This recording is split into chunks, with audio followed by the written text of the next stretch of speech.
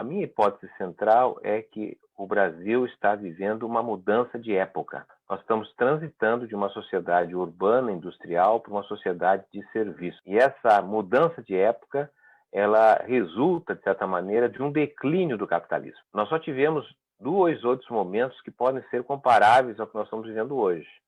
O primeiro momento se deu lá na década de 1880. É a década que o Brasil transita de uma economia escravista para uma economia capitalista. Ou seja, nós mudamos a sociedade no Brasil, não mudamos como os lutadores dessa nova sociedade, que seriam os abolicionistas, né? Rui Barbosa, por exemplo, Joaquim Nabuco, entre outros brasileiros que estavam ali enfrentando o poder que possuíam a oligarquia, os senhores de escravos, ou seja, fazer essa mudança em condições em que foi feito nada simples, e a correlação de forças, infelizmente, não foi suficiente para que se fizesse as mudanças que os abolicionistas desejavam, que eram não apenas a soltura dos escravos, mas, sobretudo, a sua integração na sociedade através de uma mudança fundiária que permitisse aos escravos terem acesso à terra, que permitisse aos filhos dos escravos, sobretudo, ter acesso à educação para evitar o problema do analfabetismo, que era algo generalizado no país, né?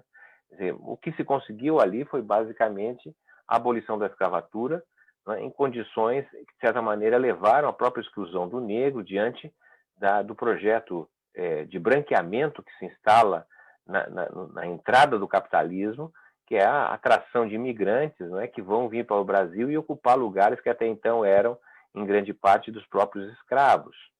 Bem, mas essa época é importante porque ela, na verdade, marca uma tensão, é uma correlação de forças, tá certo? Mas marca o Brasil de hoje.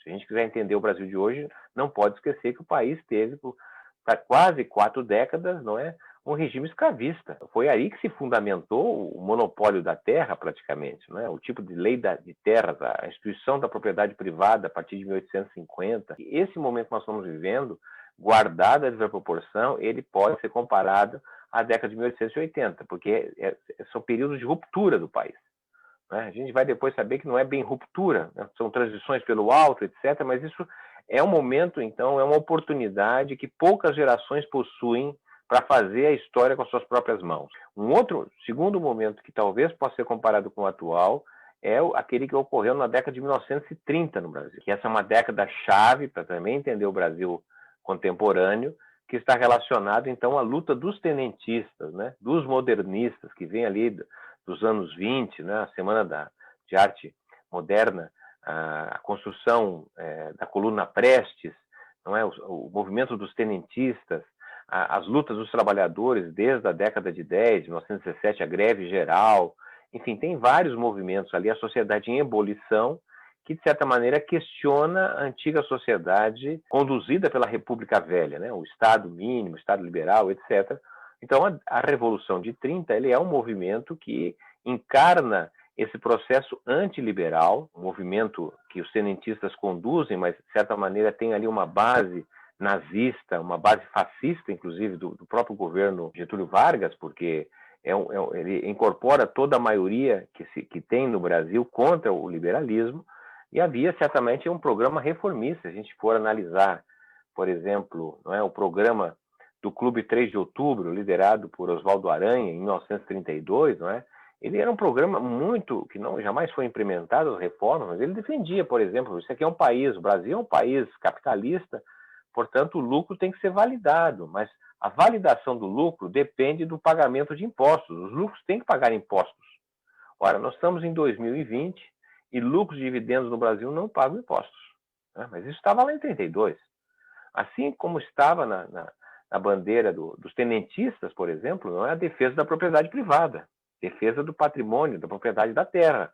Certamente, num país capitalista, a propriedade da terra tem que ser validada porque é uma propriedade privada.